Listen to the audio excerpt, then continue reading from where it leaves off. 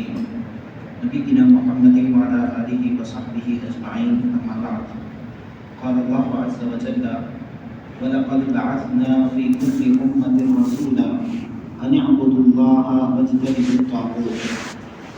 محترم سامعین، آج کے درس سے کتاب کا بالضبط آغاز ہوگا. کتاب کا سب سے پہلا باب ہے کلمہ لا الہ الا اللہ کا معنی اور مطلب اور اس کا مقام اور اس کی فضیلت. کلمہ لا الہ الا اللہ یعنی نہیں ہے کوئی معبود سوائے اللہ کے. اس کا اصل معنی کیا ہے؟ لا الہ الا اللہ کا معنی ہے لا معبود بحق الا اللہ، کہ نہیں ہے کوئی معبود برحق، نہیں ہے کوئی معبود حقیقی سوائے اللہ کے. معبود بحق کہنے سے حقیقی معبود کا پتہ ہوتا ہے، یا پھر معبود بحق کہنے سے اصل معبود کی طرف رغبت جاتی ہے. نہیں ہے کوئی معبود سوائے اللہ کے، یعنی ایک جملہ ہے جو درست ہے، لیکن معبود حقیقی کہنا ضروری ہے. نہیں ہے کوئی معبود برحق یا پھر نہیں ہے کوئی معبود حقیقی سوائے اللہ کے. پھر اللہ رب العزت نے قرآن مجید کے اندر اس کا تذکرہ کیا ہے، تو جہاں کہیں بھی اللہ رب العزت نے اپنی عبادت کی طرف لوگوں کو دعوت دی ہے تو عبادت کی طرف بلانے کا انداز اللہ رب العزت کا بہت ہی نرالا اور انوکھا ہے. آپ دیکھیں اللہ رب العزت نے کہا، جو آیت میں نے آپ کے سامنے پڑھی، اللہ نے کہا وَلَقَدْ بَعَثْنَا فِي كُلِّ أُمَّةٍ رَسُولًا، کہ ہم نے ہر امت کے اندر ایک رسول کو بھیجا ہے. اور وہ رسول کس بات کی طرف دعوت دیتا تھا؟ أَنِ اعْبُدُوا اللَّهَ، کہ تم اللہ کی عبادت کرو. یعنی یہ اللہ کی عبادت کی طرف انبیاء و رسول بھیجے گئے تاکہ اس کی طرف لوگوں کو دعوت دیں. یعنی اتنی بات کافی تھی کہ وہ لوگوں کو اللہ کی عبادت کی طرف بلائیں. لیکن اللہ نے آگے مزید ایک بات کہی وَاجْتَنِبُوا الطَّاغُوتَ، اور لوگوں کو اس بات کی طرف بھی دعوت دے کہ وہ طاغوت کی عبادت سے بچیں. اللہ رب العزت نے جو کلمہ یا پھر جس کلمے کے ذریعے اسلام کے اندر ہم داخل ہوتے ہیں، جس کلمے کی طرف ہمیں دعوت دی ہے، وہ کلمہ کیا ہے؟ کلمہ لا الہ الا اللہ. آپ کہہ سکتے ہیں اللہ معبود، کہ اللہ ہی معبود ہے. اس سے بھی ثابت ہو سکتا ہے کہ ہم اللہ ہی کو مانتے ہیں، کہ اللہ ہی کی طرف ہم رجوع کرتے ہیں، نفع کے لیے، نقصان کے لیے، عبادت کے لیے، تمام چیزوں کے اندر ہم اللہ کو معبود مانتے ہیں. لیکن اس کلمے کے اندر اتنی گہرائی نہیں ہے جتنا کہ کلمہ لا الہ الا اللہ کے اندر گہرائی ہے. کلمہ لا الہ الا اللہ کے اندر گہرائی کیا ہے؟ اس کے اندر سب سے پہلی چیز، دو چیزیں ہیں اس کے اندر، ایک ہے انکار اور ایک ہے اثبات.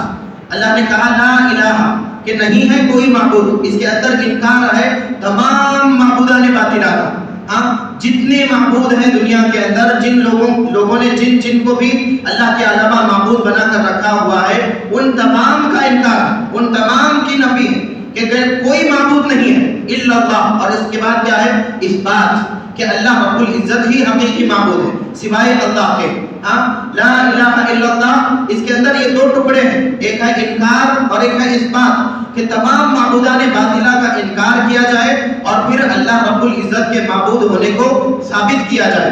اور یہی چیز ہے جس کا تذکرہ اللہ رب العزت نے قرآن کے مختلف مقامات پر کیا ہے. جیسا کہ ایک مقام پر اللہ نے کہا ذَلِكَ بِأَنَّ اللَّهَ هُوَ الْحَقُّ، یہی وجہ ہے کہ اللہ رب العزت ہی برحق ہے، اللہ ہی حق ہے. پھر کہا وَأَنَّمَا يَعْبُدُونَ وَأَنَّمَا يَدْعُونَ مِن دُونِهِ هُوَ الْبَاطِلُ، اور یہ معبودان باطلہ جن کو یہ لوگ جن کو پکارتے ہیں وہ سب کے سب کیا ہیں؟ باطل ہیں. وَأَنَّمَا يَدْعُونَ مِن دُونِهِ هُوَ الْبَاطِلُ، کہ اس کے علاوہ جن لوگوں کو بھی پکارا جاتا ہے وہ سب کے سب باطل ہیں. اللہ رب العزت نے ایک دوسرے مقام پر فرمایا وَاعْبُدُوا اللَّهَ وَلَا تُشْرِكُوا بِهِ شَيْئًا، کہ تم اللہ کی عبادت کرو، اس کے ساتھ کسی کو شریک نہ کرو. اللہ کی عبادت کرو اتنا کہنا کافی تھا، وَاعْبُدُوا اللَّهَ، کہ تم اللہ کی عبادت کرو، کافی تھا. لیکن اللہ نے اس کے بعد روکا وَلَا تُشْرِكُوا بِهِ شَيْئًا، کہ اس کے ساتھ کسی کو شریک مت کرو، اس کے ساتھ کسی اور کو مت پکارو، اس کے ساتھ کسی اور کی عبادت مت کرو. اس کے ساتھ کسی اور کے لیے سجدہ نہ کرو، اس کے ساتھ کسی اور کے لیے نظر و نیاز نہ کرو.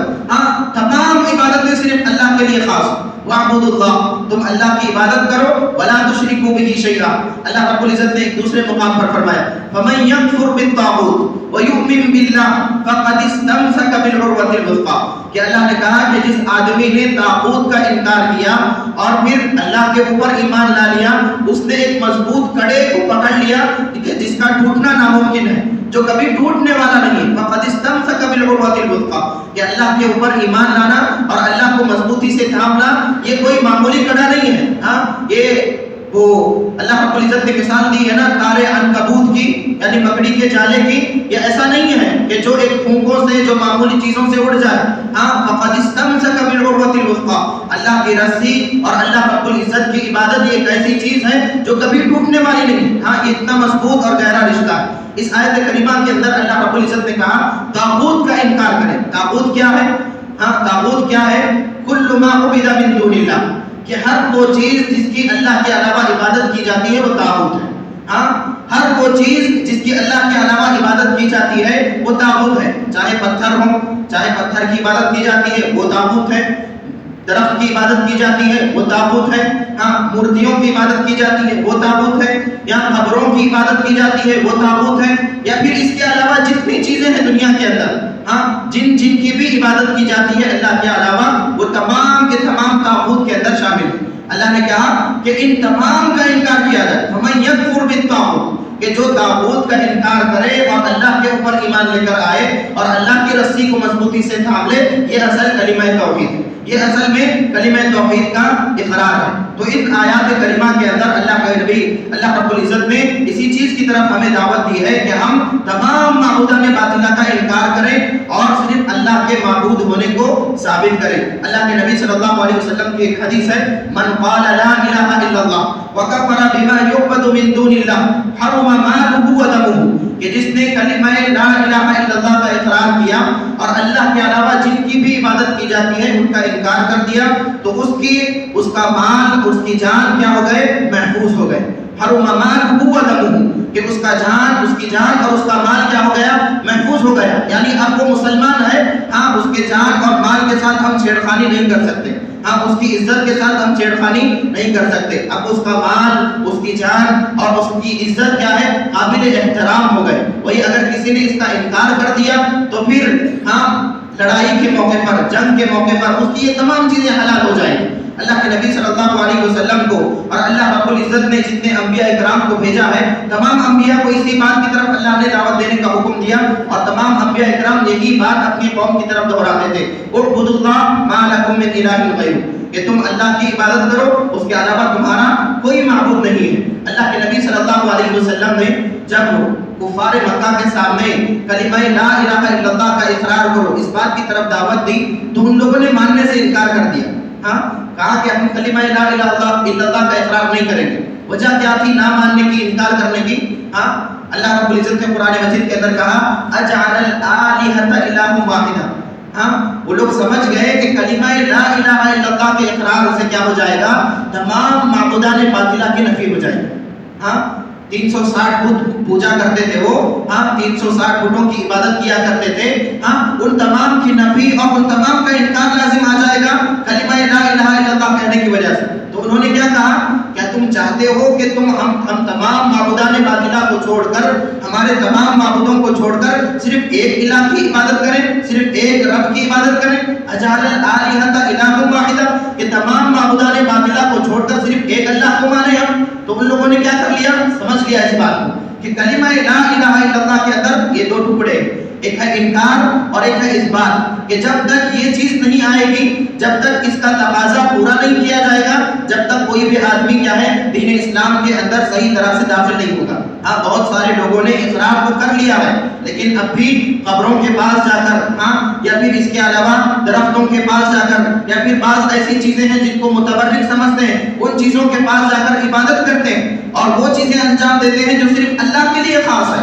تو پھر ان لوگوں نے کیا کیا؟ کلمہ لا الہ الا اللہ کے تقاضے کو پورا کرنے میں کوتاہی اور غفلت کا شکار ہو گئے. اور جیسا کہ کل میں نے کہا کہ اگر توحید کے اندر سوئی کے ناکے کے برابر بھی اگر فرق ہے، ہاں توحید کے اندر سوئی کا جو ناکا ہوتا ہے چھوٹا سا، اٹھنا بھی اگر خلل ہے تو پھر آدمی کا کل قیامت کے دن جنت کا دروازہ نہیں کھلے گا. ہاں، آدمی کے لیے جنت کا دروازہ نہیں کھلے گا. التوحید مفتاح الجنہ، یہ توحید کیا ہے؟ جنت کی کنجی ہے. تو لا الہ الا اللہ کا اقرار ایسے کرو جیسے کرنا ہے. ہاں، تمام معبودان باطلہ کا اقرار ہو، انکار ہو، اور صرف ایک اللہ رب العزت کا اثبات ہو. اللہ رب العزت نے اسی چیز کی طرف ہمیں دعوت دی ہے. انشاءاللہ کلمہ لا الہ الا اللہ کا مقام اور مرتبہ اور اس کی فضیلت سے متعلق انشاءاللہ کل کے درس میں ہم سماعت کریں گے. اللہ رب العزت سے دعا ہے کہ اللہ رب العزت ہم تمام کو کہنے سننے سے زیادہ عمل کی توفیق عطا فرمائے. جب تک زندہ رکھے ایمان پر زندہ رکھے، خاتمہ دے تو خاتمہ بالخیر عطا فرمائے. بارک اللہ لنا و ایاکم بالآیات والذکر الحکیم. انہ تعالی جواد کریم ملک و رب غفور حلیم.